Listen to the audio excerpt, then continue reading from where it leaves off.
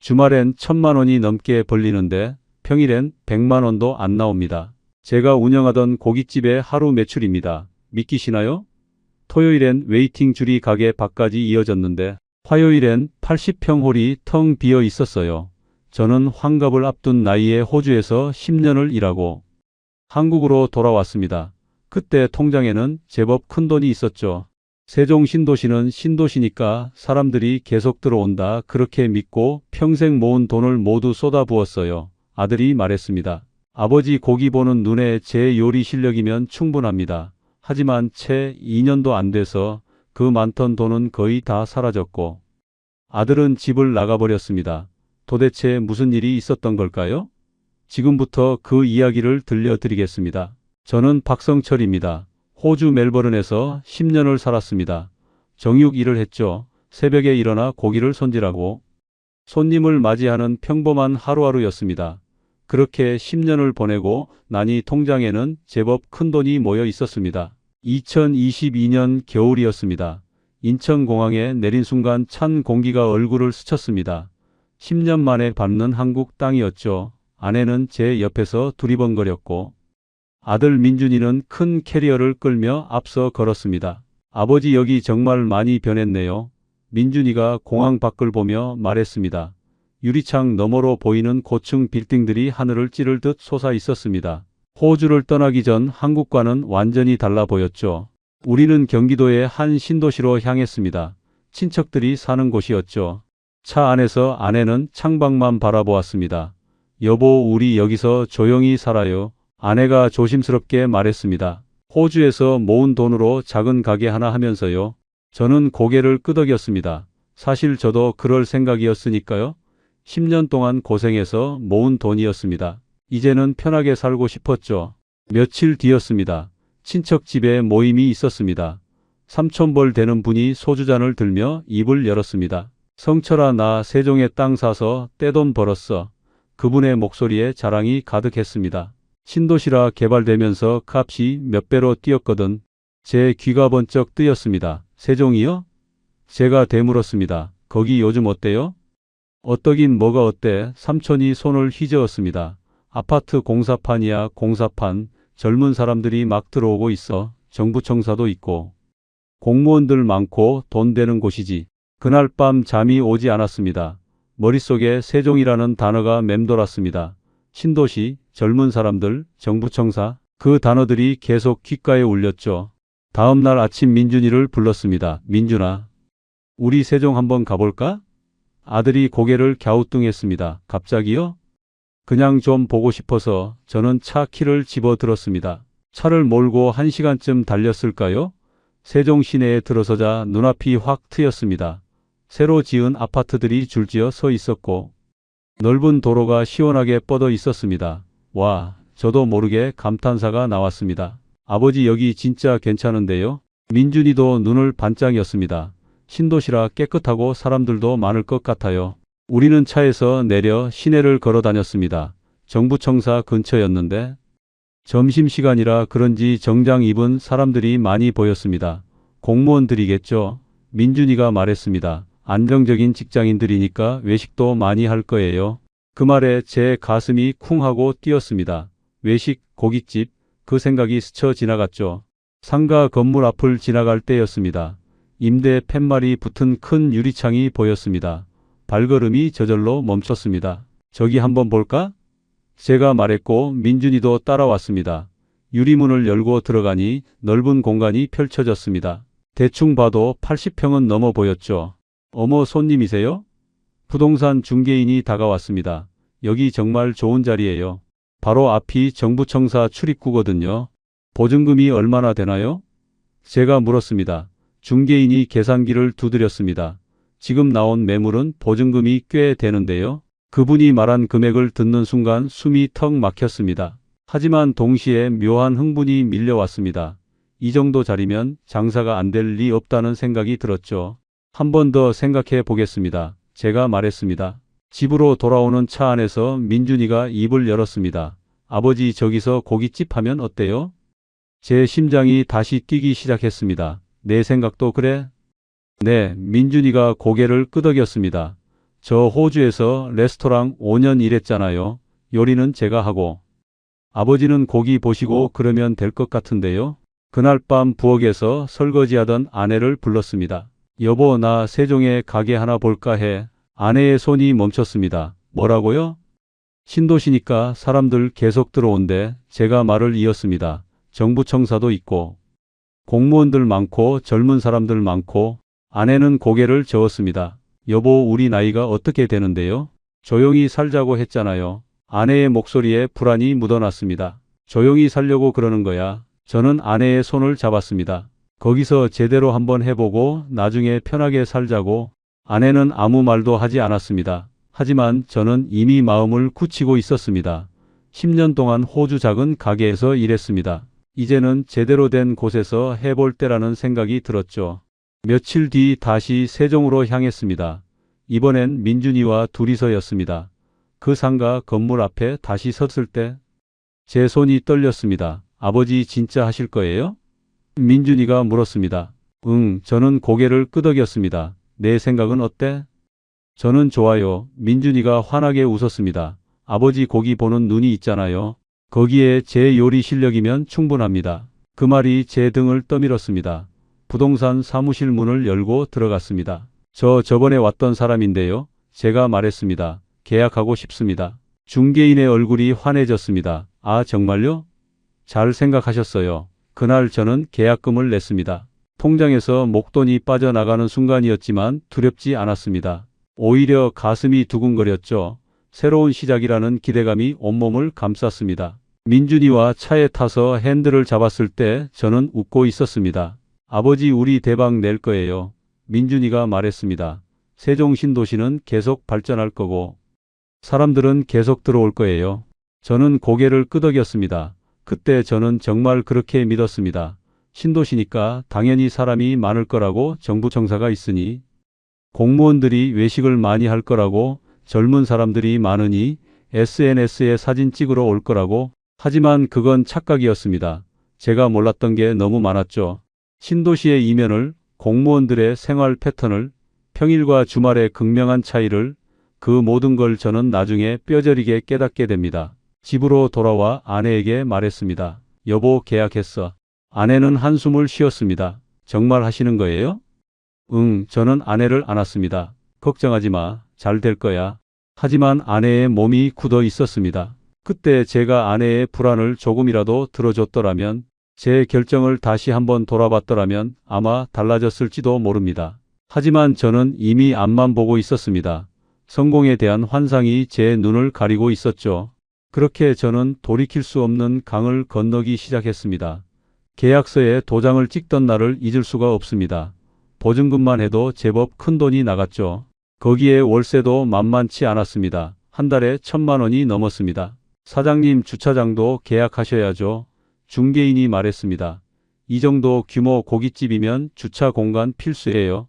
주차장 월세가 또 수백만 원 나갔습니다. 민준이가 인테리어 업체를 데려왔습니다. 아버지, 요즘은 인테리어가 중요해요. 아들의 눈이 반짝였습니다.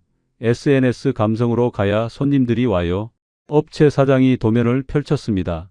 대리석 테이블에 샹들리에, 간접 조명에 최신형 그릴까지. 이 정도면 몇 억 들어가나요? 제가 물었습니다. 내역 정도는 봐야 합니다. 그분이 대답했습니다. 숨이 턱 막혔습니다. 하지만 민준이가 말했습니다. 아버지, 제대로 하려면 이 정도는 해야 해요. 요즘 손님들 눈이 높거든요. 저는 고개를 끄덕였습니다. 호주에서 10년 동안 모은 돈이 순식간에 빠져나가기 시작했습니다. 인테리어 계약금을 내고 나니 통장 잔액이 훌쩍 줄어 있었죠. 여보, 돈이 너무 많이 나가요? 아내는 통장을 보며 말했습니다. 이러다 다 떨어지는 거 아니에요? 괜찮아. 저는 아내의 어깨를 토닥였습니다. 투자는 원래 처음에 돈이 들어가는 거야. 나중에 벌면 돼. 하지만 문제는 거기서 끝이 아니었습니다. 직원을 뽑아야 했죠. 홀 직원의 주방 보조의 매니저까지. 민준이가 계산기를 두드렸습니다. 최소 12명은 필요해요. 12명이나? 제가 놀라서 물었습니다. 인건비가 얼마나 나가는데? 한 달에 2,800 정도요. 민준이가 대답했습니다. 저는 머리가 지끈거렸습니다. 월세에 주차장에 인건비까지 합치면 한 달에 5천만 원이 훌쩍 넘었습니다. 손님만 오면 벌 수 있어요. 민준이가 자신 있게 말했습니다. 이 정도 투자하면 한 달에 억 단위로 벌어요. 저는 그 말을 믿었습니다. 아니, 믿고 싶었습니다. 이미 너무 많이 쏟아부은 뒤였으니까요. 하지만 통장을 보니 돈이 부족했습니다. 결국 집으로 돌아와 아내에게 말했습니다. 여보, 우리 집을 담보로 대출 좀 받아야 할 것 같아. 아내의 얼굴이 하얗게 질렸습니다. 집까지요? 여보, 그건 아니잖아요. 아내의 목소리가 떨렸습니다. 평생 살 집인데 잠깐만 빌리는 거야. 저는 아내를 설득했습니다. 가게 돌아가면 바로 갚을 수 있어. 결국 아내는 고개를 끄덕였습니다. 하지만 그날 밤 아내는 우는 소리를 들었습니다. 제 가슴이 찢어지는 것 같았지만 이미 돌이킬 수 없었습니다. 은행에서 대출을 받았습니다. 집을 담보로 몇 억이 나왔죠.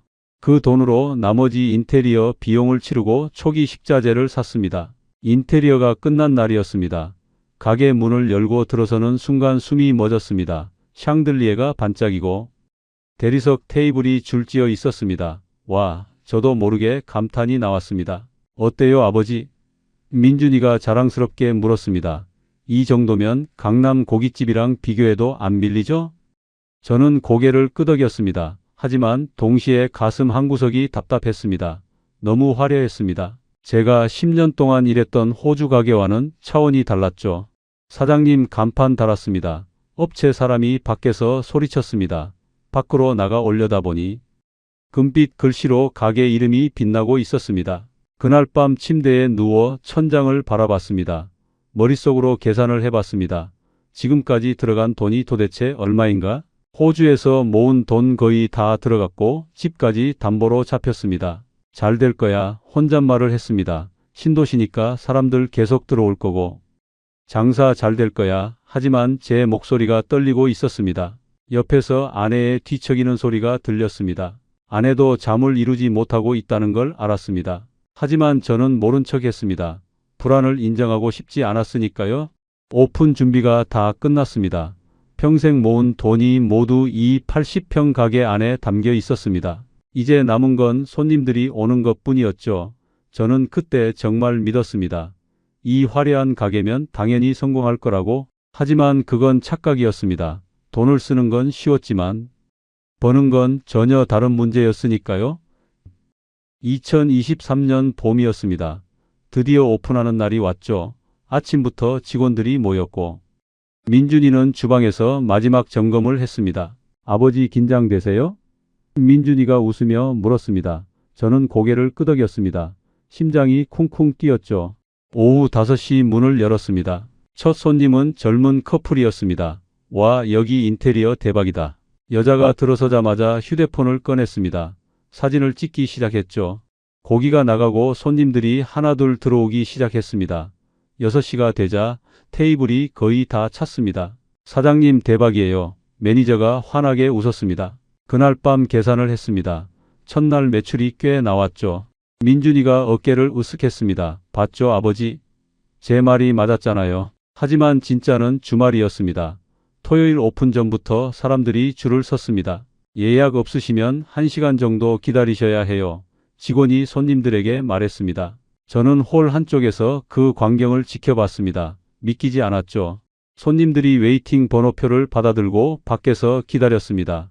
여보, 대박 났어. 저는 아내에게 전화를 걸었습니다. 민준이가 SNS에 올린 게시물이 퍼지기 시작했습니다. 인플루언서들이 찾아왔고 사진을 찍어 올렸죠. 댓글이 수백 개씩 달렸습니다. 여기 어디예요? 저도 가고 싶어요. 일요일도 마찬가지였습니다. 아침부터 예약 전화가 쏟아졌고 저녁에는 웨이팅이 20팀을 넘었습니다. 직원들은 쉴 새 없이 움직였고 주방은 정신이 없었죠. 그날 밤 매출을 확인했습니다. 1,000만 원이 훌쩍 넘었습니다. 이 정도면 한 달에 억 단위 벌겠는데요? 민준이가 흥분해서 말했습니다. 저는 계산기를 두드렸습니다. 주말 이틀이 이 정도면 한 달이면. 머릿속이 복잡해졌지만 기분은 좋았습니다. 아버지, 우리 성공했어요. 민준이가 제 어깨를 두드렸습니다. 저는 웃으며 고개를 끄덕였습니다. 정말 그런 것 같았으니까요. 다음 주 주말도 마찬가지였습니다. 금요일 저녁부터 손님들이 몰려들었고 토요일은 예약이 꽉 찼습니다. 일요일 저녁에는 웨이팅이 2시간을 넘었죠. 사장님 이러다 대박 나시겠어요. 직원 하나가 웃으며 말했습니다. 저도 그렇게 믿었습니다. 신도시라 사람들이 계속 들어올 거고 SNS에서 계속 퍼질 거라고. 한 달이 지났습니다. 장부를 정리하며 매출을 계산했습니다. 주말 매출이 엄청났죠. 하지만 뭔가 이상했습니다. 생각보다 총 매출이 높지 않았습니다. 민준아 이거 맞아? 제가 물었습니다. 민준이가 장부를 들여다봤습니다. 주말은 대박인데. 평일이 좀. 아들의 목소리가 작아졌습니다. 평일이 얼마나 되는데? 제가 다시 물었습니다. 100만 원 좀 넘어요. 민준이가 대답했습니다. 제 손이 멈췄습니다. 100만 원? 주말에 1000만 원 넘게 버는 가게가 평일에 100만 원? 그럼 한 달 평균이. 계산기를 두드렸습니다. 고정비가 5천만 원이 넘는데 매출이 생각보다 낮았습니다. 아직 초반이라 그래요. 민준이가 말했습니다. 평일도 곧 늘어날 거예요. 저는 고개를 끄덕였습니다. 그래 아직 오픈한 지 한 달밖에 안 됐으니까.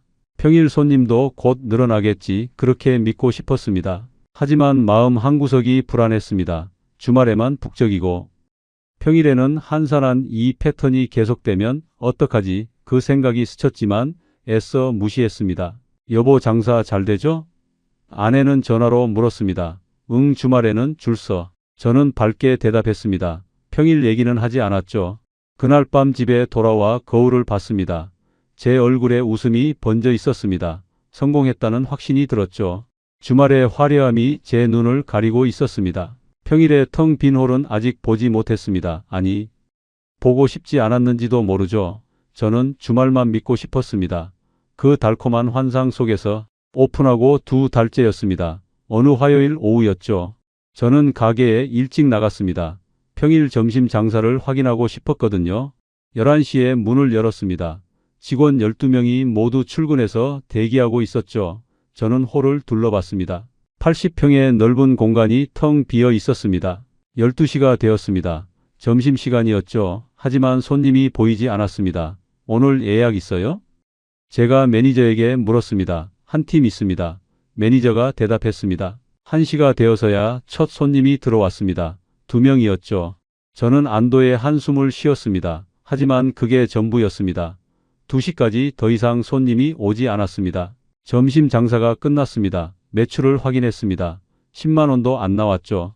12명의 직원이 하루 인건비가 100만 원이 넘는데 사장님 오늘 좀 한산하네요. 직원 하나가 조심스럽게 말했습니다. 저는 아무 말도 하지 못했습니다. 저녁 5시가 되었습니다. 다시 문을 열었죠. 이번에는 손님이 좀 오겠지 기대했습니다. 하지만 6시가 되어도 테이블 하나만 찼습니다. 7시였습니다. 보통 저녁 피크 타임이죠. 하지만 가게는 여전히 한산했습니다. 직원들이 구석에 모여 서서 속삭였습니다. 할 일이 없으니 어색하게 서 있을 뿐이었죠. 8시가 되어서야 손님 몇 팀이 더 왔습니다. 하지만 전체 테이블의 절반도 차지 않았습니다. 샹들리에 불빛만 허공을 비추고 있었죠. 그날 밤 계산을 했습니다. 하루 매출이 100만 원 조금 넘었습니다. 월세가 1000만 원이 넘고 인건비가 2800인데 숨이 막혔습니다. 아버지 오늘 화요일이라 그래요. 민준이가 말했습니다.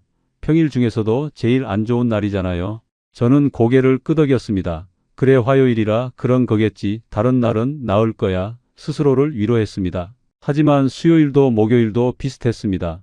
평일 하루 매출이 100만 원을 겨우 넘었죠. 가끔 더 적을 때도 있었습니다. 어느 목요일 저녁이었습니다.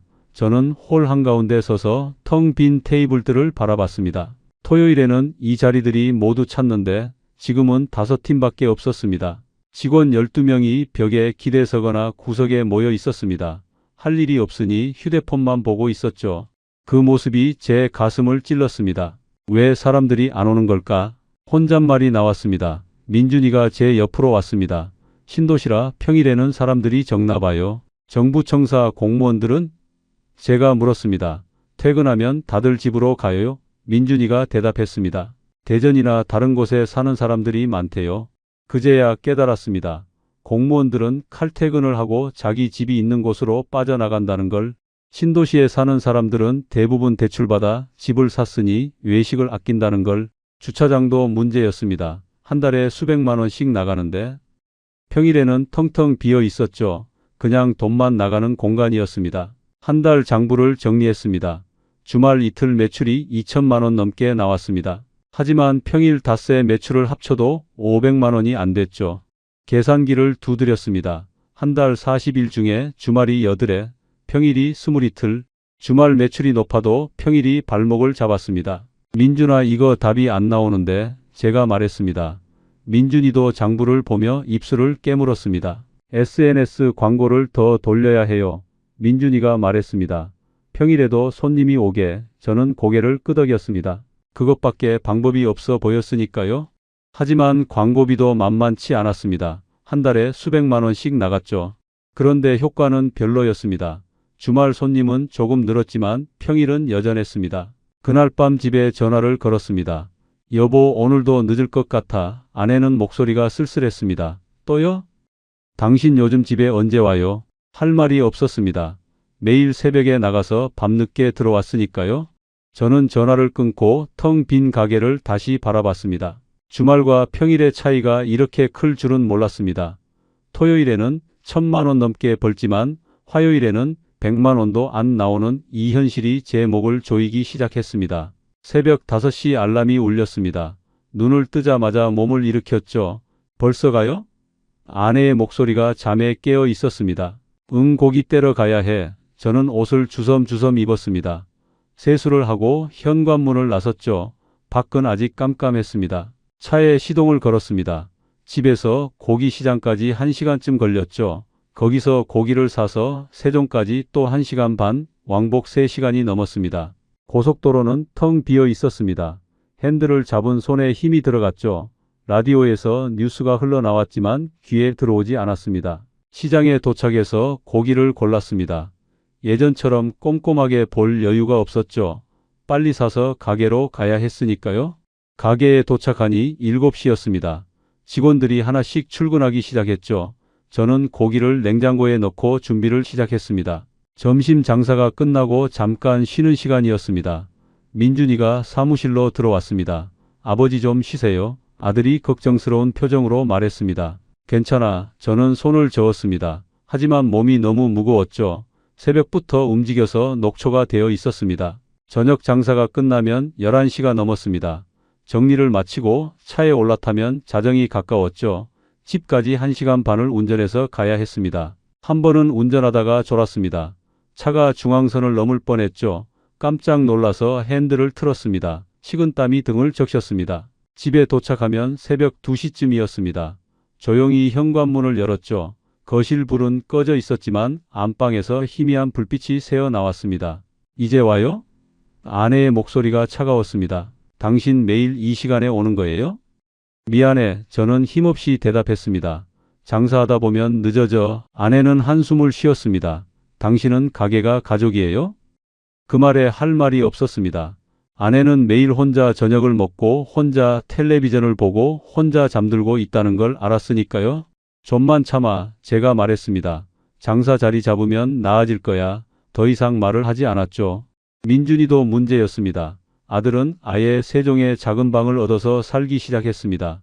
매일 왕복하기 힘들어요. 민준이가 말했습니다. 그렇게 우리 가족은 뿔뿔이 흩어졌습니다.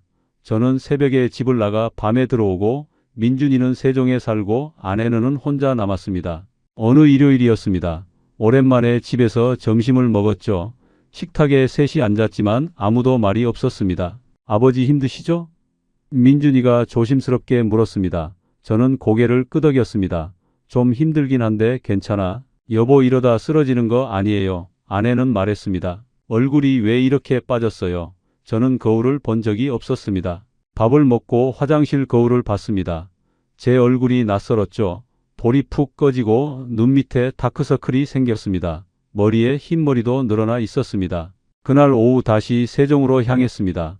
아내는 현관까지 나와서 저를 바라봤습니다. 꼭 가야 해요? 아내는 눈에 눈물이 고였습니다. 응, 저는 고개를 끄덕였습니다. 저녁 장사 준비해야 해. 차를 몰고 가면서 백미러로 집을 봤습니다. 그 모습이 점점 작아졌습니다. 매일 왕복 3시간, 하루 18시간 일, 가족과 보내는 시간은 거의 없었습니다. 이게 제가 원했던 성공인가 의문이 들었습니다. 하지만 멈출 수 없었습니다. 이미 너무 많이 쏟아부었으니까요. 가족도 건강도 다 걸었습니다. 이제 와서 포기할 수 없었죠. 그렇게 저는 계속 달렸습니다. 출퇴근 지옥 속에서 가족과 멀어지면서 제 몸이 망가지는 걸 느끼면서도 멈출 수 없었습니다. 오픈하고 반년쯤 지났을 때였습니다. 셰프가 사무실로 찾아왔습니다. 사장님, 말씀드릴 게 있습니다. 그의 표정이 심각했죠. 뭔데? 저는 의자에서 일어났습니다. 셰프가 시선을 피하며 말했습니다. 저 이번 달 말로 그만두려고요. 귀를 의심했습니다. 갑자기 왜? 제 목소리가 떨렸습니다. 다른 곳에서 제안이 왔어요. 셰프가 대답했습니다. 조건이 더 좋거든요. 머리가 하얘졌습니다. 셰프 없이 이 가게를 어떻게 돌려야 할지 막막했죠. 한 달만 더 있어줄 수 없나요? 제가 애원했습니다. 죄송합니다. 셰프는 고개를 저었습니다. 이미 계약했습니다. 그날 셰프가 나간 후 저는 책상에 머리를 묻었습니다. 민준이를 불렀습니다. 민준아, 내가 주방 맡을 수 있겠어? 아들이 난감한 표정을 지었습니다. 제가 레스토랑 경험은 있지만 한식은 결국 제가 직접 주방에 들어갔습니다. 하지만 문제가 생겼죠. 제 방식으로 고기를 내놓으니 손님들이 불만을 토로했습니다. 사진이랑 다른데요. 한 손님이 말했습니다. 플레이팅이 예전만 못하네요. 다른 손님도 수군거렸습니다. SNS 후기가 나빠지기 시작했습니다. 예전만 못해요. 셰프 바뀐 것 같은데 별로예요. 댓글들이 달렸죠. 매출이 눈에 띄게 줄었습니다. 주말에도 예전처럼 줄을 서지 않았습니다. 평일은 더 심각했죠. 하루에 대여섯 팀밖에 안 왔습니다. 어느 날 저녁 장부를 펼쳤습니다. 손이 떨렸죠. 한 달 매출을 계산했습니다. 2천만 원 조금 넘었습니다. 고정비를 적어 내려갔습니다. 월세 1,000만 원 넘게, 주차장 수백만 원, 인건비 2,800, 전기세, 수도세, 관리비까지 계산기를 두드렸습니다. 한 달 고정비가 5,200만 원이 넘었습니다. 매출에서 고정비를 뺐습니다. 마이너스 2,900, 한 달에 3천만 원씩 없어진다. 소리 내어 읽었습니다. 숨이 막혔습니다. 가게 문만 열면 돈이 나가는 구조였죠. 통장을 확인했습니다. 잔액이 빠르게 줄어들고 있었습니다. 이 속도면 서너 달이면 바닥난다는 계산이 나왔죠. 민준아, 우리 큰일 났어. 저는 아들을 불렀습니다. 장부를 보여주며 설명했습니다. 민준이의 얼굴이 창백해졌습니다. 직원을 줄일까요? 민준이가 말했습니다. 지금도 평일에는 할 일이 없잖아요. 저는 고개를 끄덕였습니다. 직원 몇 명을 내보냈습니다. 하지만 인건비가 조금 줄어든 것뿐이었죠. 여전히 매달 적자였습니다. 어느 날 낯선 번호로 전화가 왔습니다. 사장님이세요? 남자 목소리가 들렸습니다. 급전이 필요하시다고 들었는데요. 아는 사람의 소개였습니다. 사채였죠. 얼마까지 가능한가요? 제가 물었습니다. 5천 정도는 바로 가능합니다. 그가 대답했습니다. 이자가 어떻게 되나요? 5월 5%입니다. 계산해보니 한 달에 252 이자로 나갔습니다. 머리가 복잡했습니다. 하지만 다른 방법이 없었죠. 은행에서는 더 이상 빌려주지 않았고 지인들한테 손 벌리기도 싫었습니다. 일주일 안에 준비해 주세요. 저는 전화를 끊었습니다. 그날 밤 잠이 오지 않았습니다. 사채를 쓴다는 게 무슨 의미인지 알았으니까요. 하지만 선택의 여지가 없었습니다. 월세를 내야 했고 직원 월급을 줘야 했고 재료비를 내야 했습니다. 며칠 뒤 돈이 들어왔습니다. 통장 잔액이 늘어나는 걸 보며 안도했지만 동시에 무거운 짐을 진 기분이었죠. 그날 저녁 민준이에게 말했습니다. 조금만 버티면 돼. 하지만 제 목소리에 확신이 없었습니다. 아들도 알았을 겁니다. 숨만 쉬어도 3천만 원씩 사라지는 가게, 사채 이자까지 더하면 한 달에 3,250, 이 숫자들이 제 목을 조여왔습니다. 2024년 가을이었습니다. 집에 들어서니 민준이가 소파에 앉아 있었습니다. 평소와 달리 표정이 굳어 있었죠. 민준아, 왜 여기 있어? 제가 물었습니다. 민준이가 손에 든 종이를 들어 올렸습니다. 사채 계약서였습니다. 이게 뭡니까? 민준이의 목소리가 떨렸습니다. 아버지 사채까지 쓰신 거예요? 제 입이 열리지 않았습니다. 어쩔 수 없었어. 겨우 입을 열었습니다. 월세 밀리면 쫓겨나. 민준이가 벌떡 일어났습니다. 그럼 문 닫으면 되잖아요. 아들이 소리쳤습니다. 이러다 다 망해요. 지금 그만두면 지금까지 쓴 돈은? 제 목소리도 커졌습니다. 아버지가 셰프님 말 들었으면 이렇게 안 됐어요. 민준이가 말했습니다. 그 말에 제 안에서 뭔가가 터졌습니다. 내가 SNS만 믿으라고 했잖아. 저는 손가락으로 아들을 가리켰습니다. 내가 신도시면 된다고 했어. 저도 아버지 잘 되시라고 한 건데요. 민준이의 눈에 눈물이 고였습니다. 제가 뭘 잘못했어요? 다 내 탓이야. 제가 소리쳤습니다. 그 순간이었습니다. 안방 문이 열리며 아내가 나왔습니다. 그만들 하세요. 아내는이 울먹였습니다. 제발. 하지만 우리는 멈추지 못했습니다. 아버지 저 나갈게요. 민준이가 돌아섰습니다. 민준아, 제가 불렀지만 아들은 자기 방으로 들어갔습니다. 1시간 뒤 민준이가 가방을 들고 나왔습니다. 어디가? 제가 물었습니다. 민준이는 대답하지 않았습니다. 현관문이 닫혔습니다. 아내는 소파에 주저앉아 울었습니다. 저도 그 옆에 앉았죠. 온몸에서 힘이 빠졌습니다. 며칠 뒤 건물주한테 전화가 왔습니다. 사장님, 월세가 석 달째 밀렸습니다. 차가운 목소리였습니다. 이번 주까지 정리 안 되면 계약 해지합니다. 손에서 휴대폰이 떨어질 뻔했습니다. 보증금에서 공제하고 나면 얼마 안 남을 게 뻔했죠. 가게로 갔습니다. 텅 빈 홀을 바라봤습니다. 80평의 공간이 거대한 무덤처럼 느껴졌습니다. 인테리어 업체에 연락했습니다. 기계들 얼마에 가져가실 수 있나요? 제가 물었습니다. 2천만 원 드리겠습니다. 업체 사장이 대답했습니다. 내역을 드린 인테리어가 2천만 원이 되는 순간이었습니다. 하지만 선택의 여지가 없었죠. 가져가세요. 저는 고개를 끄덕였습니다. 직원들을 모았습니다. 미안합니다. 제가 말했습니다. 가게 문을 닫게 됐습니다. 직원들의 표정이 어두워졌습니다. 마지막 날이었습니다. 셔터를 내리는 순간 눈물이 났습니다. 평생 모은 돈이 이 셔터 안에 갇혀 사라지는 기분이었죠. 집으로 돌아와 아내에게 말했습니다. 여보, 집을 팔아야 할 것 같아. 아내는 아무 말도 하지 않았습니다. 부동산에 매물을 내놓았습니다. 한 달 만에 계약자가 나타났죠. 30년 산 집을 떠나는 날이었습니다. 짐을 싸면서 서랍을 열었습니다. 민준이 어렸을 때 사진들이 나왔죠. 웃고 있는 가족의 모습이 낯설었습니다. 집을 팔아서 대출을 모두 정리했습니다. 사채도 갚았죠. 남은 돈은 많지 않았습니다. 계산을 해봤습니다.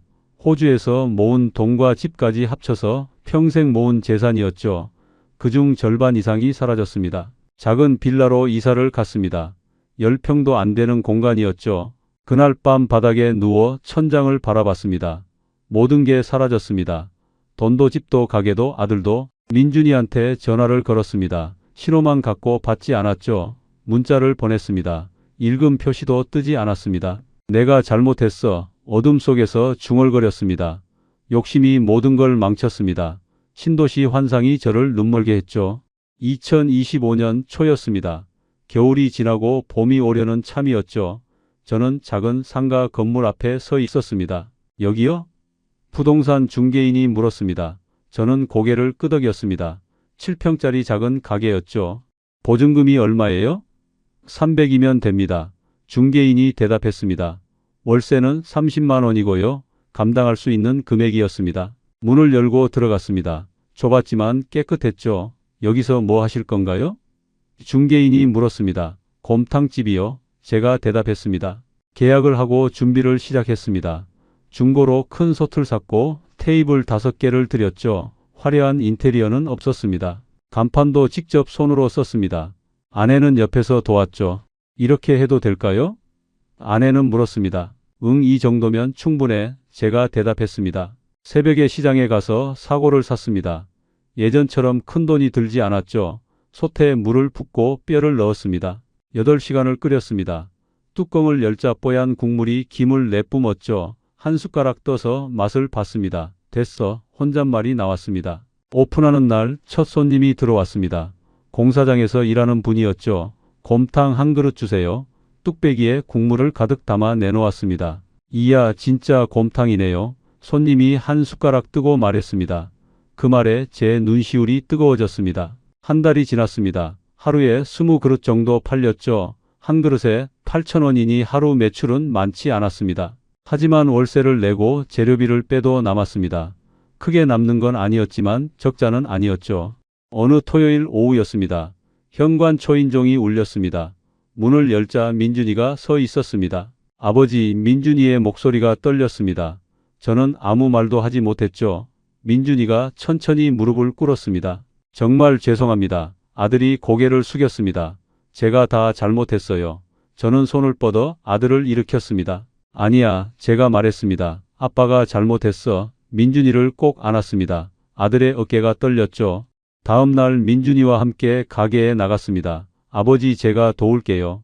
민준이가 말했습니다. 곰탕 끓이는 법 가르쳐 주세요. 저는 아들에게 하나하나 알려줬습니다.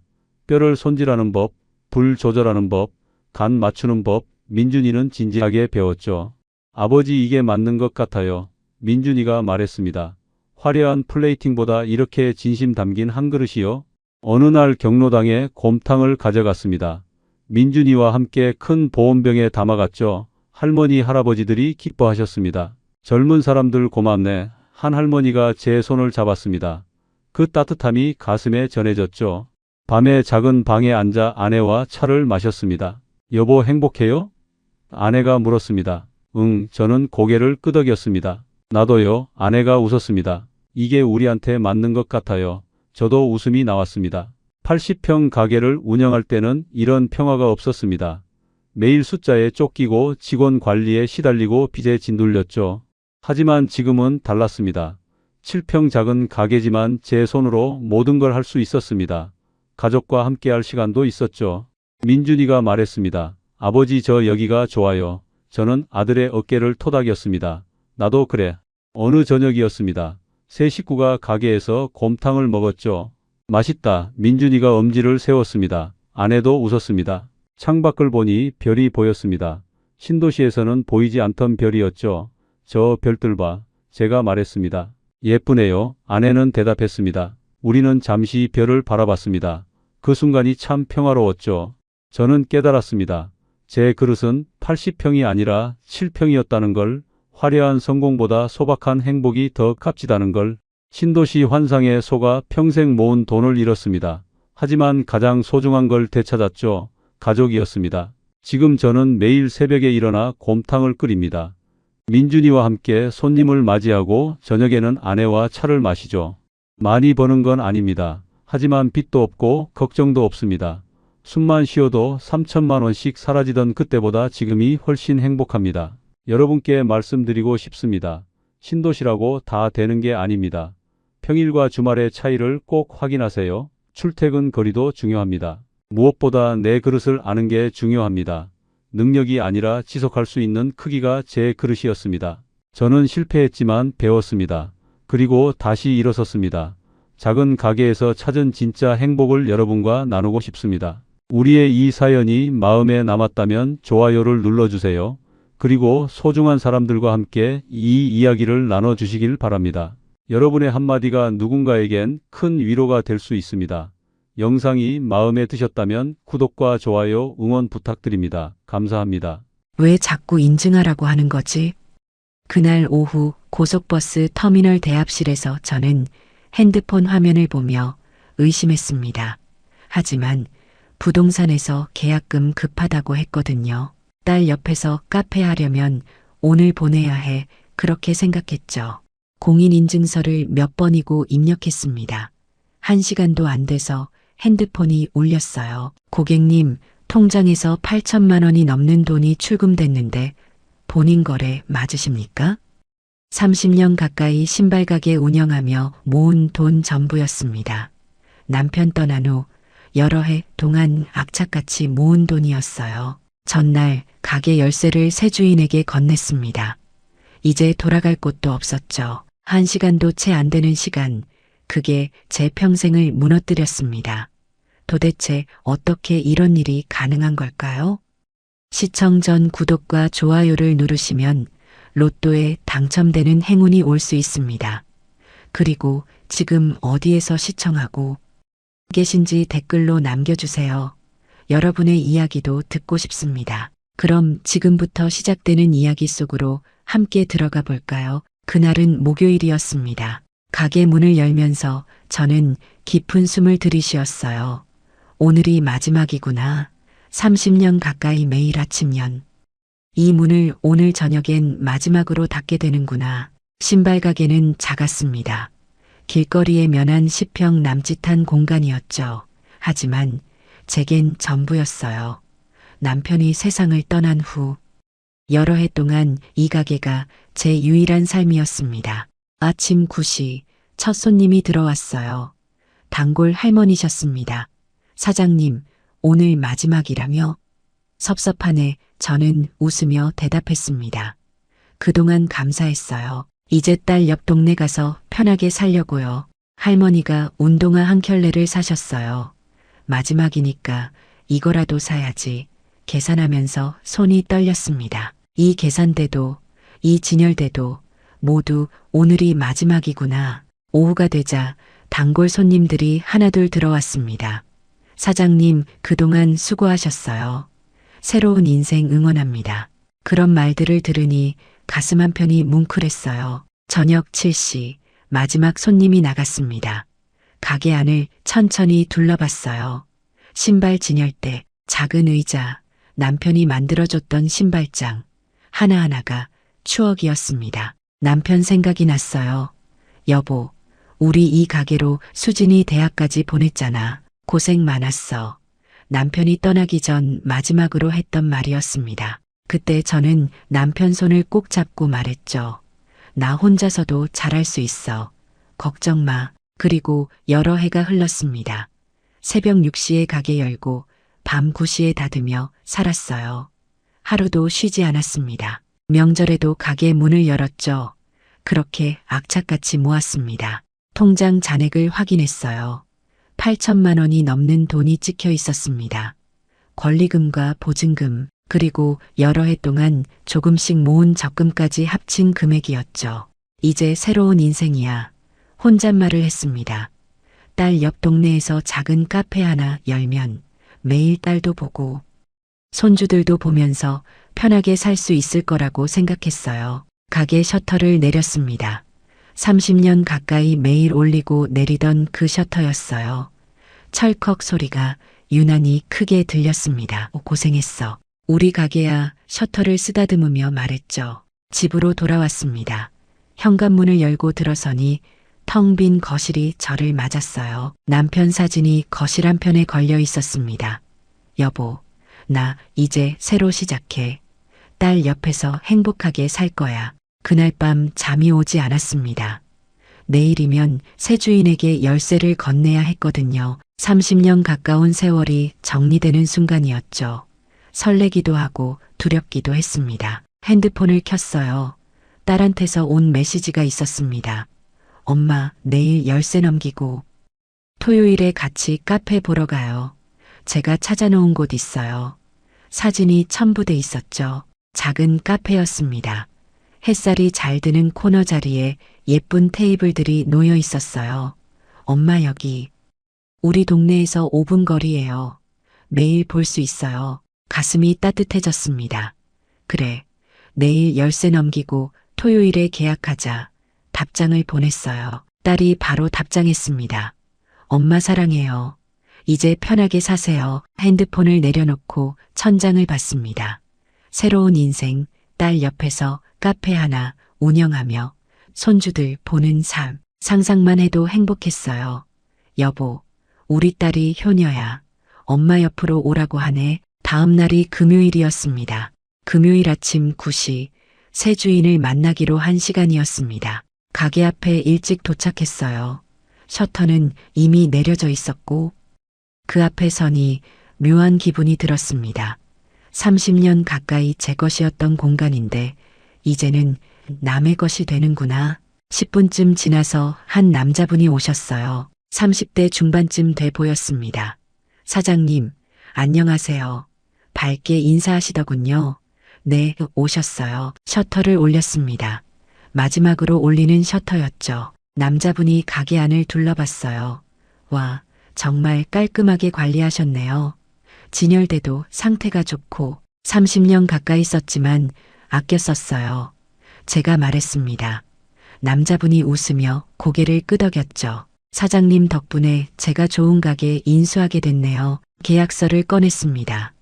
부동산에서 미리 준비해둔 서류들이었어요.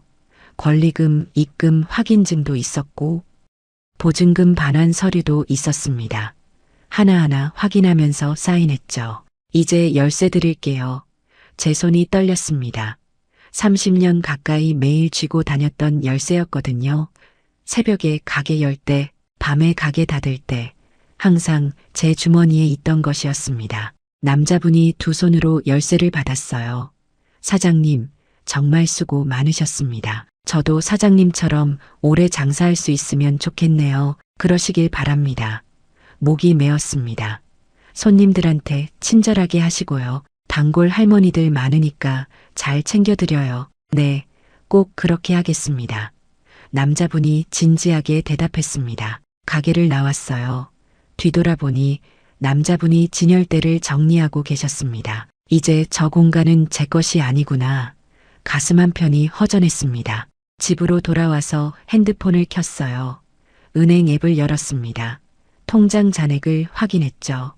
8천만 원이 넘는 돈이 그대로 있었습니다. 이제 이 돈으로 새로 시작하는 거야. 딸한테 전화를 걸었습니다. 수진아, 열쇠 넘겼어. 엄마, 수고하셨어요. 이제 내일 카페 보러 가면 되죠? 응, 아침에 고속버스 타고 갈게. 엄마, 제가 부동산이랑 약속 잡았어요. 내일 오후 3시에 카페에서 만나기로 했어요. 계약금 준비해 오시면 돼요. 알았어. 얼마 준비하면 돼? 부동산에서 일단 3천만 원 정도 준비하시라고 했어요. 권리금 일부랑 보증금 일부 합쳐서요. 그래, 알았어. 내일 봐. 전화를 끊었습니다. 가슴이 두근거렸어요. 내일이면 새로운 시작이구나. 딸 옆 동네에서 작은 카페를 운영하는 제 모습이 그려졌습니다.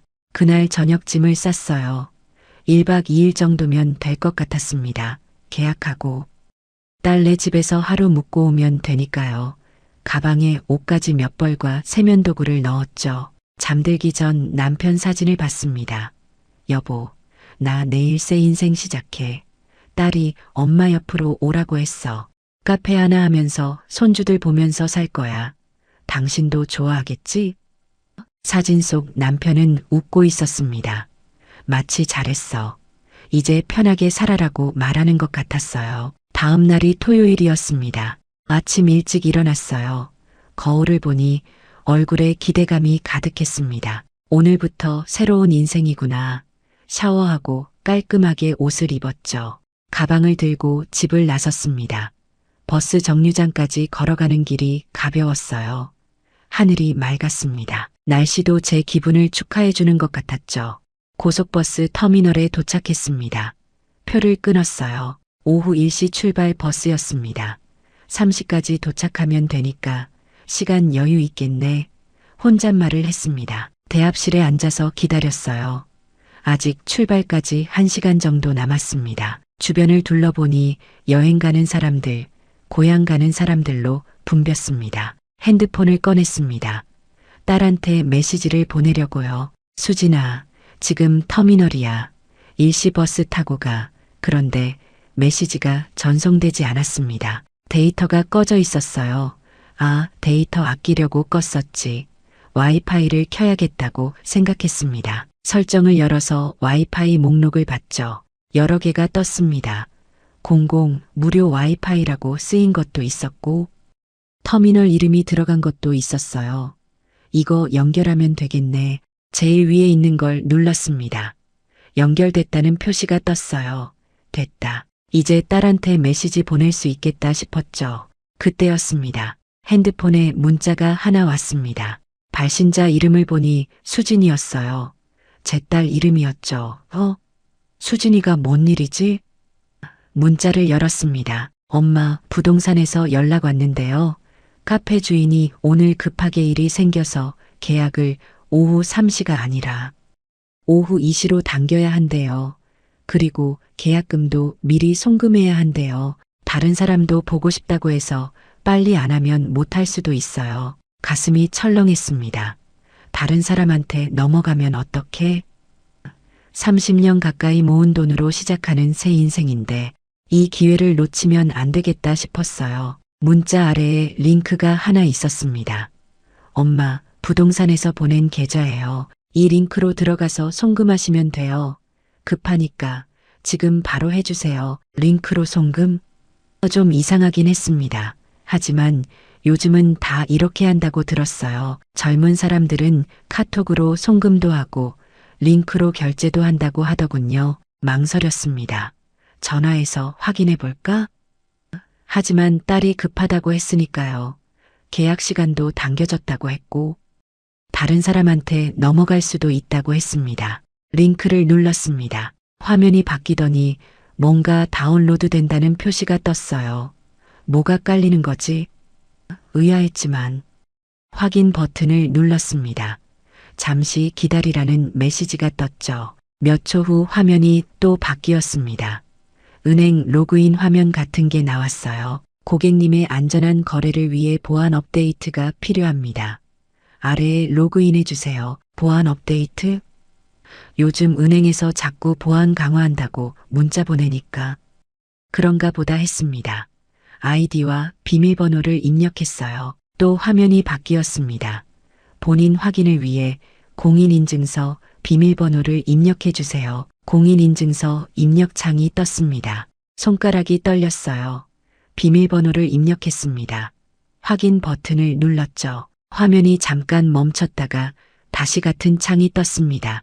다시 입력해 주세요. 왜 또 입력하라고 하지? 의심스러웠습니다. 하지만 가끔 인증이 안 되는 경우도 있으니까요.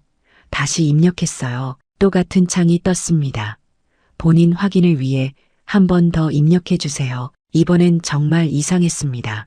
왜 자꾸 인증하라고 하는 거지? 주변을 둘러봤어요.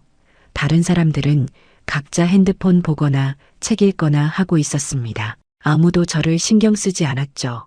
급하니까 일단 하자. 딸이 급하다고 했고 계약 시간도 당겨졌다고 했습니다. 다른 사람한테 넘어가면 안 되니까요. 다시 입력했어요. 이번엔 화면이 바뀌더니 송금 중입니다라는 메시지가 떴습니다. 로딩 표시가 빙글빙글 돌았어요. 아, 이제 되는구나. 30초쯤 지났을까요? 화면이 원래대로 돌아왔습니다.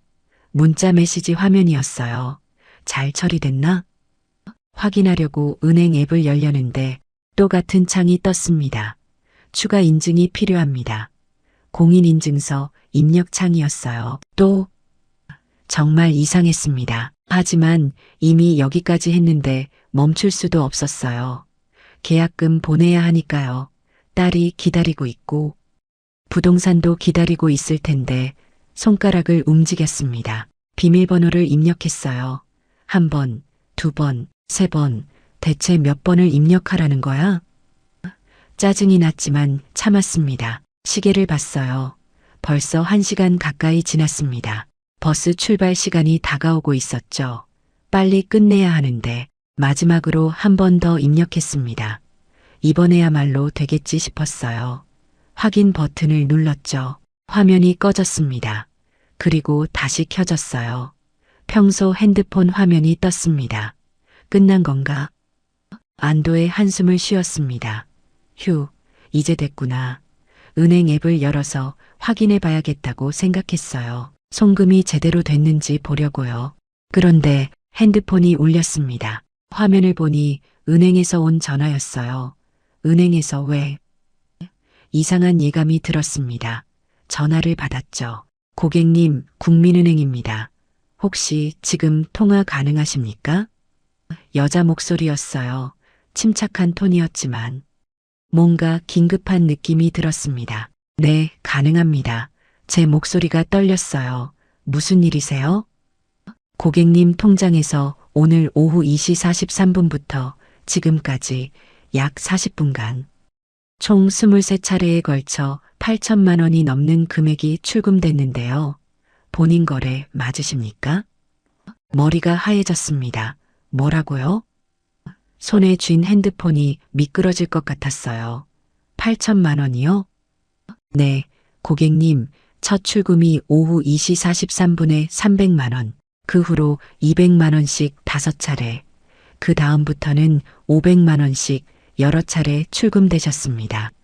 이상 거래 탐지 시스템에 걸려서 확인 전화 드리는 겁니다. 아니요, 목소리가 갈라졌습니다. 제가 출금한 게 아닌데요. 저는 그냥 계약금 보내려고. 고객님, 지금 어디 계십니까?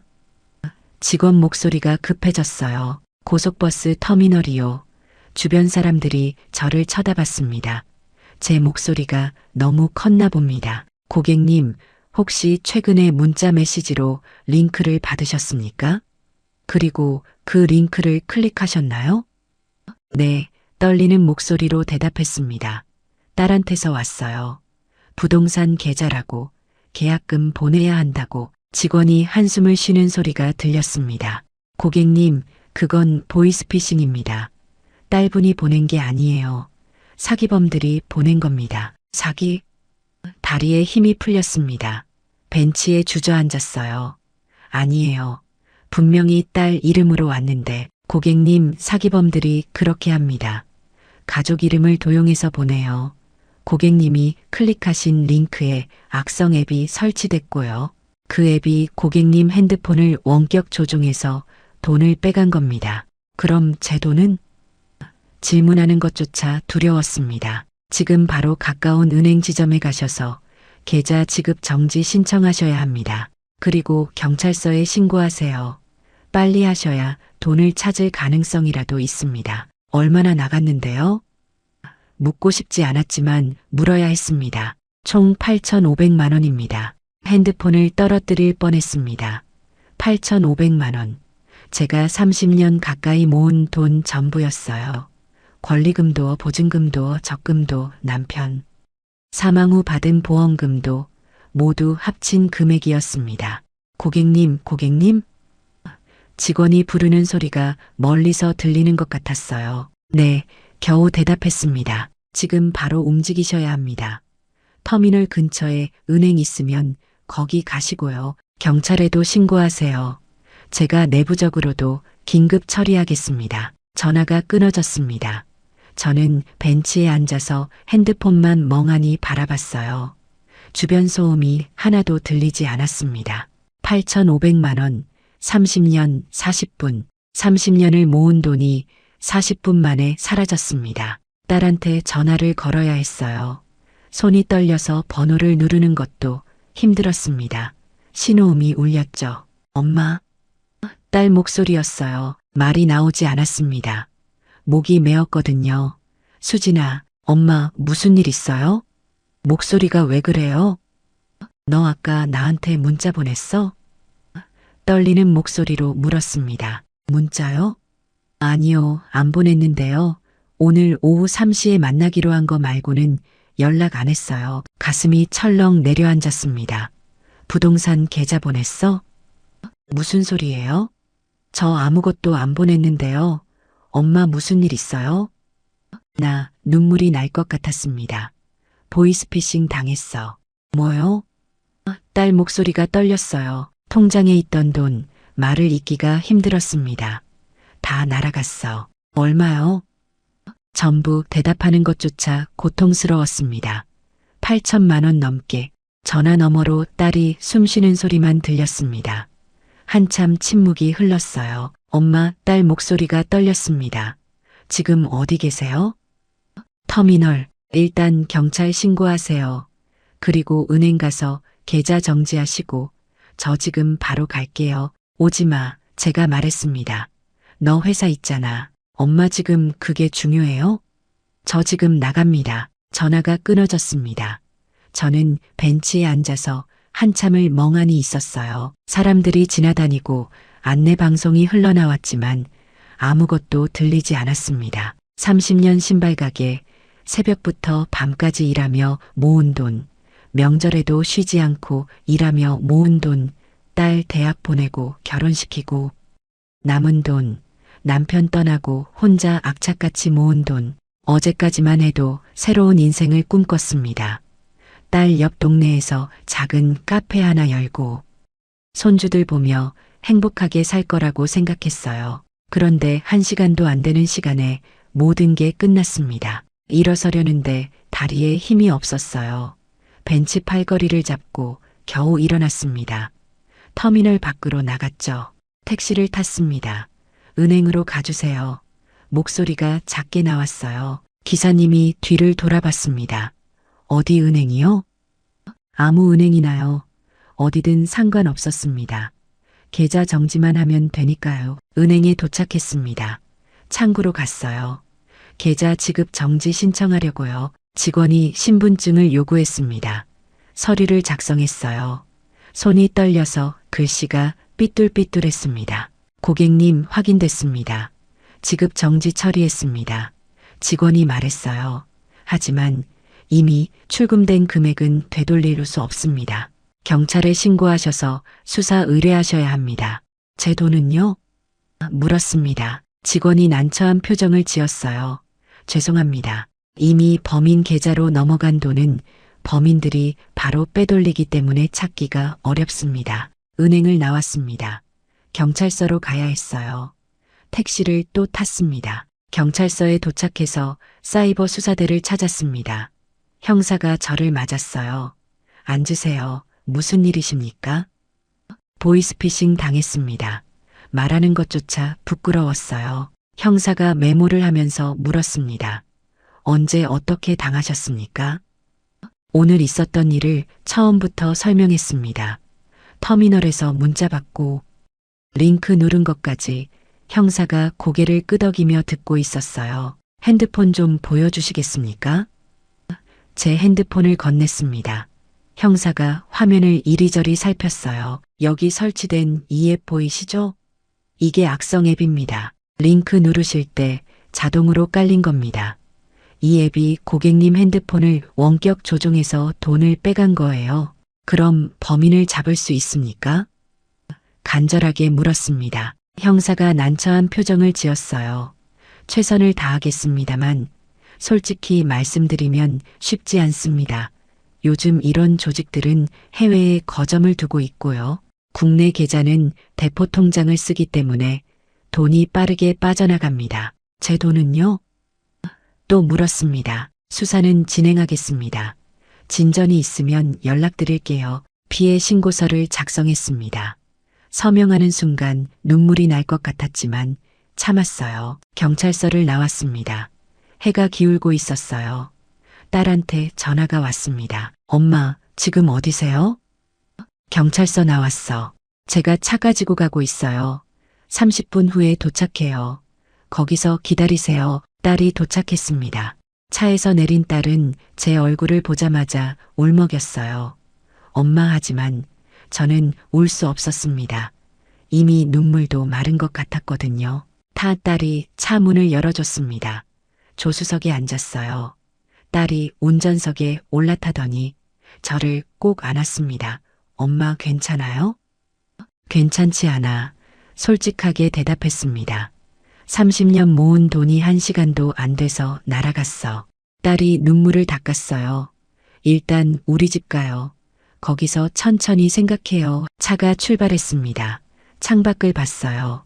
거리 풍경이 스쳐 지나갔지만 아무것도 눈에 들어오지 않았습니다. 엄마, 가게는요? 딸이 조심스럽게 물었어요. 어제 열쇠 넘겼어. 제 목소리가 작았습니다. 새 주인이 오늘부터 인테리어 들어간대. 그럼 딸이 말을 멈췄어요. 돌아갈 수 없는 거네요. 응, 고개를 끄덕였습니다. 돌아갈 곳이 없어. 침묵이 흘렀습니다. 딸이 핸들을 꽉 쥐고 있는 게 보였어요. 손등에 핏줄이 튀어나와 있었습니다. 엄마, 제가 도와드릴게요. 딸이 말했어요. 제 월급이 많지는 않지만 너도 애들 키우느라 힘들잖아. 제가 말했습니다. 내가 알아서 할게. 엄마 혼자 어떻게 하세요? 딸 목소리가 떨렸어요. 8천만 원이 넘는 돈이 없어졌는데 모르겠어. 솔직하게 말했습니다. 앞으로 어떻게 살아야 할지. 차가 아파트 단지에 들어섰습니다. 주차하고 엘리베이터를 탔어요. 딸네 집 12층이었습니다. 현관문을 열고 들어가니 사위가 나왔습니다. 장모님, 인사했지만 뭐라고 대답해야 할지 몰랐어요. 그냥 고개만 끄덕였습니다. 거실 소파에 앉았어요. 딸이 물을 갖다 줬습니다. 엄마, 일단 좀 쉬세요. 물을 마셨습니다. 목구멍이 타는 것 같았어요. 물 한 잔을 다 마셨는데도 목이 마른 것 같았습니다. 사위가 말했습니다. 장모님, 정말 어처구니 없는 일을 당하셨네요. 저희가 도와드릴 수 있는 게 있으면 말씀하세요. 괜찮아. 제가 말했습니다. 내가 알아서 할게. 딸이 눈물을 닦으며 말했어요. 엄마, 그렇게 말씀하지 마세요. 저희가 가족이잖아요. 나 때문에 너희까지 힘들게 하고 싶지 않아. 제 목소리가 떨렸습니다. 그날 밤 딸네 집 작은 방에서 잤습니다. 아니, 잔 게 아니라 그냥 누워 있었어요. 잠이 오지 않았거든요. 천장을 보면서 생각했습니다. 어제까지만 해도 새로운 인생을 꿈꿨는데 딸 옆에서 카페 하나 열고 손주들 보며 행복하게 살 거라고 생각했는데 하루 만에 모든 게 사라졌습니다. 가게도, 돈도, 꿈도. 차라리 가게 정리 안 할 걸. 후회가 밀려왔어요. 그냥 계속 가게 했으면 됐는데, 하지만 이미 늦었습니다. 열쇠는 새 주인에게 넘어갔고, 새 주인은 오늘부터 인테리어를 시작했을 거예요. 돌아갈 수 없었습니다. 핸드폰을 켰어요. 은행 앱을 열었습니다. 통장 잔액을 확인했죠. 47만 원. 그게 제 통장에 남은 돈 전부였습니다. 어제까지 8천만 원이 넘게 있었는데 이제는 47만 원밖에 없었어요. 47만 원으로 앞으로 어떻게 살지? 계산해 봤습니다. 집은 작으니까 월세 걱정은 없지만 관리비랑 공과금이 한 달에 20만 원 정도. 식비랑 교통비까지 하면 한 달도 못 버티겠네. 다음 날 아침 일어났습니다. 아니, 일어난 게 아니라 밤새 뒤척이다가 해가 뜬 거였어요. 거실로 나갔습니다. 딸이 아침 준비를 하고 있었어요. 엄마, 주무셨어요? 응, 거짓말이었습니다. 아침 드세요. 딸이 밥상을 차렸어요. 하지만 식욕이 없었습니다. 밥 한 숟가락 떠서 입에 넣었지만 넘어가지 않았어요. 엄마, 좀 드세요. 딸이 걱정스러운 눈으로 저를 봤습니다. 응, 억지로 몇 숟가락 먹었습니다. 식사 후 딸이 말했어요. 엄마, 당분간 여기 계세요. 혼자 계시면 더 힘드실 것 같아요. 아니야, 제가 말했습니다. 너희도 불편할 거야. 불편하지 않아요. 사위가 말했습니다. 장모님, 편하게 계세요. 하지만 저는 짐이 되고 싶지 않았어요. 집에 가볼게. 정리할 것도 있고. 딸이 걱정스러운 표정을 지었지만 더 말하지 않았습니다. 그럼 제가 집까지 데려다 드릴게요. 차를 타고 제 집으로 왔습니다. 현관문을 열고 들어서니 텅 빈 거실이 저를 맞았어요. 남편 사진이 거실 한편에 걸려 있었습니다. 여보, 사진을 보며 말했어요. 나 다 망쳤어. 30년 모은 돈 하루 만에 다 날렸어. 이제 어떡하지? 사진 속 남편은 웃고 있었지만 대답은 없었습니다. 소파에 앉았어요. 며칠 동안 그냥 집에만 있었습니다. 밥도 제대로 안 먹고 그냥 누워만 있었죠. 딸한테서 전화가 왔습니다. 엄마, 괜찮으세요? 응, 괜찮아. 밥은 드세요? 응, 거짓말이었습니다. 냉장고에 있는 김치랑 계란으로 대충 끼니를 때웠어요. 식욕이 없었거든요. 일주일쯤 지났을까요? 통장 잔액을 확인했습니다. 47만 원에서 관리비 20만 원이 빠져나갔어요. 27만 원 남았습니다. 이러면 안 되겠다. 일어나야 했어요. 일을 찾아야 했습니다. 하지만 67세에 무슨 일을 할 수 있을까요? 다음 날 아침 일찍 일어났습니다. 거울을 봤어요. 얼굴이 많이 상해 있었습니다. 일주일 동안 제대로 먹지도 자지도 못했으니까요. 세수하고 머리 빗고 나갔습니다. 동네를 돌아다녔어요. 일자리를 찾으러요. 식당 앞에 구인 공고가 붙어 있었습니다. 주방 보조 구함. 문을 열고 들어갔어요. 주인 아주머니가 주방에서 나왔습니다. 어서 오세요. 구인 공고 보고 왔습니다. 제가 말했어요.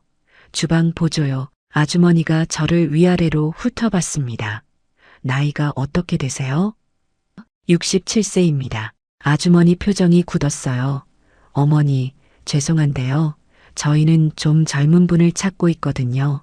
주방일이 생각보다 많이 힘들어요. 저 아직 건강합니다. 간절하게 말했어요. 힘든 일도 할 수 있어요. 그래도요. 아주머니가 난처한 표정을 지었습니다. 죄송합니다. 밖으로 나왔습니다. 다음 식당으로 갔어요. 그곳도 마찬가지였습니다. 나이가 너무 많으세요. 세 번째 식당, 네 번째 식당, 모두 같은 대답이었어요. 편의점에 갔습니다. 야간 알바 구함이라는 종이가 붙어 있었어요. 들어가서 주인에게 말했습니다. 야간 알바 자리 알아보러 왔어요. 주인이 저를 보더니 고개를 저었습니다. 벌써 사람 뽑았어요. 그리고 솔직히 말씀드리면 야간은 젊은 사람이 해야 해요. 아파트 경비 일자리도 알아봤습니다. 경비실에 갔어요. 경비 모집한다고 들었는데요. 경비 아저씨가 말했습니다. 여기 우대 조건이 55세 이하예요.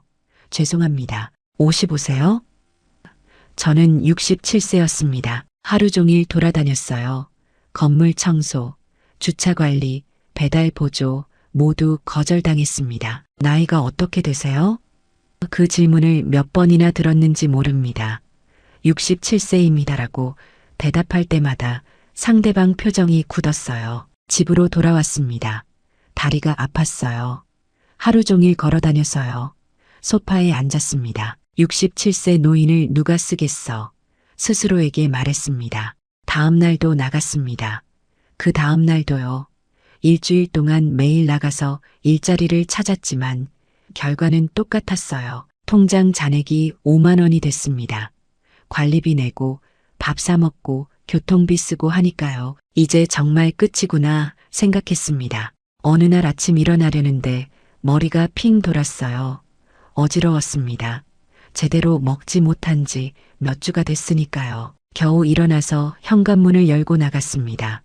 복도를 걷는데 옆집 할머니가 쓰레기 봉투를 들고 나오시다가 저를 보셨어요. 어머, 괜찮으세요? 깜짝 놀라시는 표정이었습니다. 얼굴이 왜 그래요?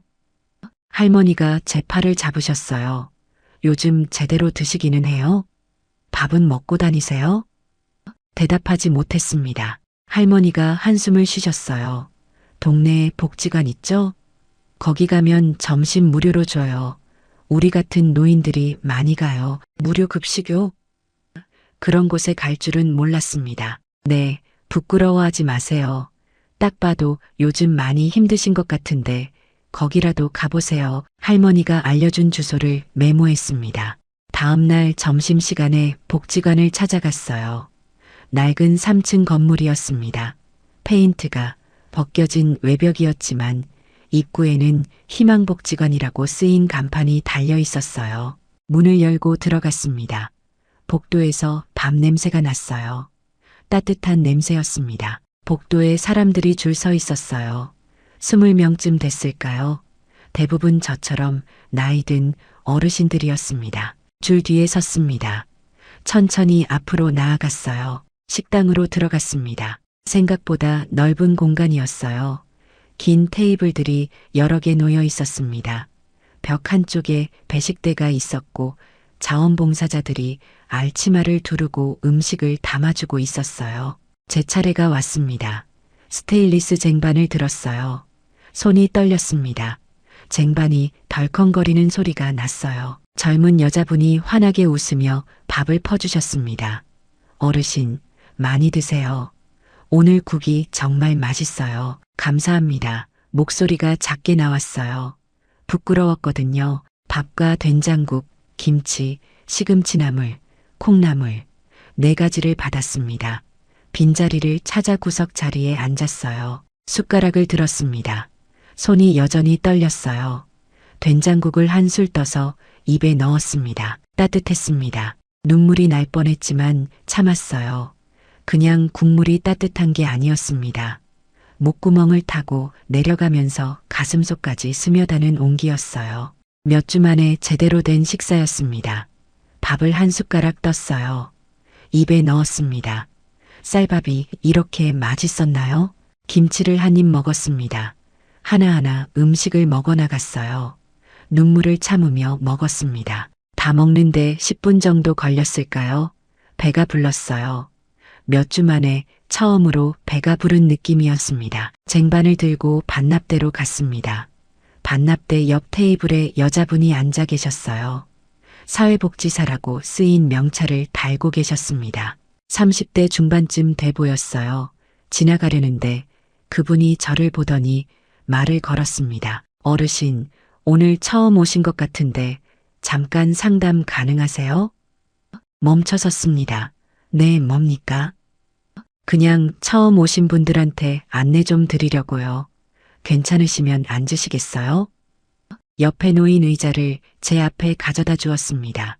앉았어요. 어르신, 여기 매일 오셔도 돼요. 평일 점심시간이면 언제든 무료로 식사하실 수 있어요. 부담 갖지 마시고 편하게 오세요. 잠깐 저를 살펴보더니 조심스럽게 물었습니다. 혹시 실례지만 요즘 생활이 많이 어려우신가요? 대답을 망설였어요. 부끄러웠거든요. 하지만 여기까지 온 이상 숨길 이유도 없었죠. 네, 조금 어렵습니다. 혼자 사세요? 네, 수입은 있으세요? 없습니다. 최근에 말을 멈췄습니다. 최근에요? 깊은 한숨을 쉬었어요. 최근에 보이스피싱을 당했습니다. 복지사 표정이 놀라는 것 같았어요. 얼마나요? 8천만 원이 넘게요. 평생 모은 돈 전부였습니다. 안타까운 눈으로 저를 봤어요. 말씀드리기 힘드셨을 텐데 용기 내주셔서 감사합니다. 잠시 침묵이 흘렀습니다. 그리고는 한참을 생각하더니 서류 한 장을 꺼냈어요. 어르신, 기초생활수급자 신청해보세요. 조건이 되시면 생계급여랑 주거급여, 의료급여를 받으실 수 있어요. 저 같은 사람도 받을 수 있습니까? 어르신 지금 상황으로는 충분히 가능하실 것 같아요. 수급 자격 인정되시면 생계급여는 한 달에 70만 원 정도 받으실 수 있어요. 주거급여는 30만 원 정도고요. 그리고 의료급여 받으시면 병원비는 거의 안 내셔도 돼요. 정말입니까? 네, 이런 제도가 있는데 모르시는 분들이 많으세요. 창피한 게 아니에요. 어르신의 권리예요. 메모지에 필요한 서류 목록을 적어주셨어요. 내일 주민센터 가실 수 있으세요? 네, 갈 수 있습니다. 그럼 내일 오전 10시에 주민센터 앞에서 만나요. 제가 같이 가드릴게요. 혼자 가시면 어려울 수 있거든요. 정말 감사합니다. 복지관을 나왔습니다. 밖으로 나오니 차가운 바람이 얼굴을 스쳤어요. 하지만 가슴 한편이 조금 따뜻해진 것 같았습니다. 몇 주 만에 처음으로 희망이라는 게 보이는 것 같았어요. 다음 날 준비한 서류를 들고 주민센터에 갔습니다. 복지사 선생님이 기다리고 계셨어요. 같이 들어가서 서류를 접수했습니다. 한 달 후에 결과 나옵니다. 주민센터 직원이 말했어요. 그 후부터 저는 매일 복지관에 와서 점심을 해결했습니다. 며칠 후 복지관에서 밥을 먹는데 앞에서 만났던 할아버지가 다가왔어요. 어르신, 혹시 보이스피싱 당하셨다고 했죠? 네, 그렇습니다. 저희 피해자 모임이 있는데 한번 오시겠어요? 목요일 오후 2시에 근처 카페에서 모여요. 피해자 모임이요? 네, 저희 같은 사람들끼리 모여서 서로 이야기도 나누고 정보도 공유하고요. 혼자 있는 것보다 나을 거예요. 알겠습니다. 가보겠습니다. 목요일이 됐습니다. 카페로 갔어요. 2층 모임 공간에 사람들이 모여 있었습니다. 다들 60대 이상으로 보였어요. 10명쯤 됐죠. 저는 조용히 앉았습니다. 모임을 주관하는 분이 말했습니다. 오늘 새로 오신 분이 있네요. 자기소개 부탁드립니다. 일어나서 말했어요. 저는 한 달 전에 8천만 원이 넘는 돈을 잃었습니다. 사람들이 한숨을 쉬었습니다. 공감하는 눈빛이었어요. 한 할머니가 말했습니다. 저도 6천만 원 정도 날렸어요. 다른 분이 말했어요. 저는 5천만 원이요. 모두가 피해자였습니다. 저만 당한 게 아니었어요. 모임 주관자가 말했습니다. 우리가 여기 모인 이유는 서로 위로하고 정보를 공유하기 위해서입니다.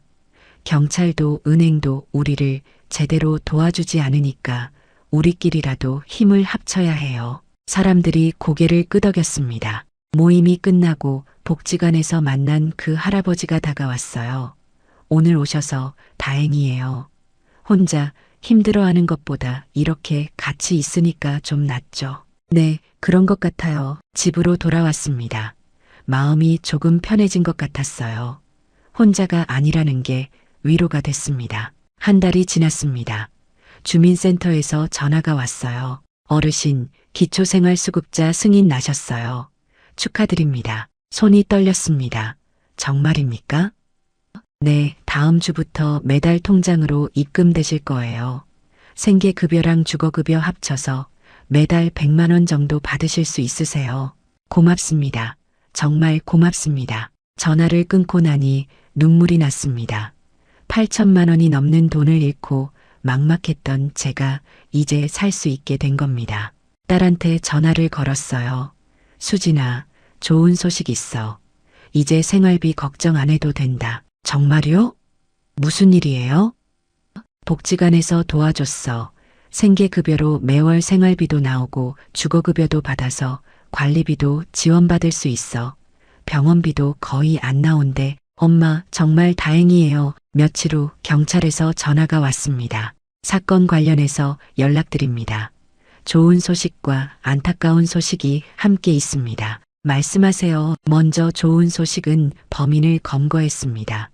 국제공조수사 끝에 해외에 있던 보이스피싱 조직원 일부를 체포했습니다. 정말입니까? 네, 하지만 안타까운 소식은 형사가 침묵했습니다. 확인 결과 범인들이 이미 돈을 다 빼돌린 상태였습니다. 여러 계좌를 거쳐서 암호화폐로 바꾸고 해외로 빼돌렸어요.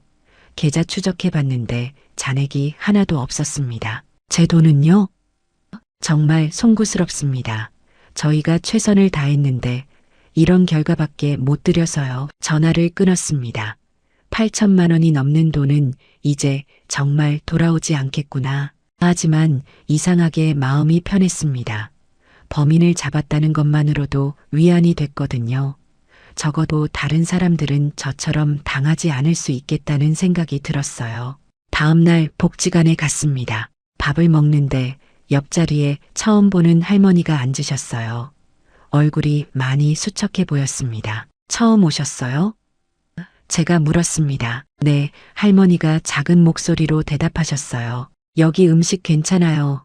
매일 와도 돼요. 제가 말했습니다. 감사합니다. 밥을 먹으며 할머니와 이야기를 나눴어요. 혼자 사신다고 했습니다. 생활이 많이 어렵다고 했어요. 1층에 사회복지사 선생님 계세요. 힘든 일 있으시면 꼭 가셔서 상담받아 보세요. 자격이 되시면 생계급여 같은 지원도 받으실 수 있을 거예요. 생계급여요? 네, 어려운 노인들을 나라에서 지원해주는 제도예요. 저도 받고 있어요. 꼭 가보세요. 할머니가 고맙다고 하셨습니다. 제가 받은 도움을 다른 사람한테 전할 수 있다는 게 뿌듯했어요. 그날 저녁 집으로 돌아오는 길에 석양이 아름답게 비쳤습니다. 골목을 걸어 올라가는데 문득 생각이 들었어요. 저는 전 재산을 한순간에 잃고 죽고 싶을 만큼 힘들었지만 이제는 다시 살 수 있겠다는 희망이 생겼습니다. 많지는 않아도 하루하루 살아갈 수는 있으니까요. 집에 도착해서 남편 사진을 봤습니다. 여보, 나 전 재산 다 날렸어. 하지만 이제 다시 시작할 수 있을 것 같아.